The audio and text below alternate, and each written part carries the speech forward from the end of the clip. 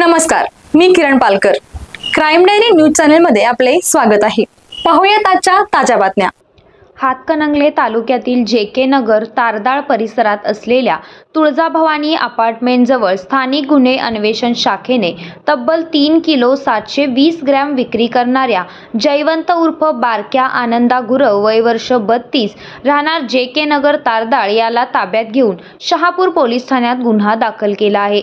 आज सायंकाळच्या सुमारास तुळजाभवानी अपार्टमेंटजवळ जेके नगर तारदाळ परिसरात एक इसम गांजाची विक्री करण्याच्या तयारीत असल्याची गोपनीय माहिती पोलिसांना मिळाली होती. त्या माहितीची खातरजमा करून शहापूर पोलीस ठाणे अंतर्गत स्थानिक गुन्हे अन्वेषण शाखेच्या पथकाने सापळा रचून छापा टाकला. या दरम्यान जयवंत उर्फ बारक्या आनंदा गुरव हा गांजा विक्रीसाठी आला असता त्याला ताब्यात घेऊन त्याच्याकडे कसून चौकशी केली असता त्याच्याकडे तब्बल 3 किलो 720 ग्रॅम वजनाचा गांजा आढळून आला. त्यामुळे त्याच्यावर शहापूर पोलीस ठाण्यात अंमली पदार्थ प्रतिबंधक कायद्यान्वये गुन्हा दाखल करण्यात आला असून त्याच्याकडून गांजा MH09EK6727 या क्रमांकाची 4 चाकी, मोबाईल फोन व इलेक्ट्रिक वजन काटा असा एकूण 5,84,900 रुपयांचा मुद्देमाल जप्त करण्यात आला आहे. तर या प्रकरणी पुढील तपास शहापूर पोलीस करत आहेत.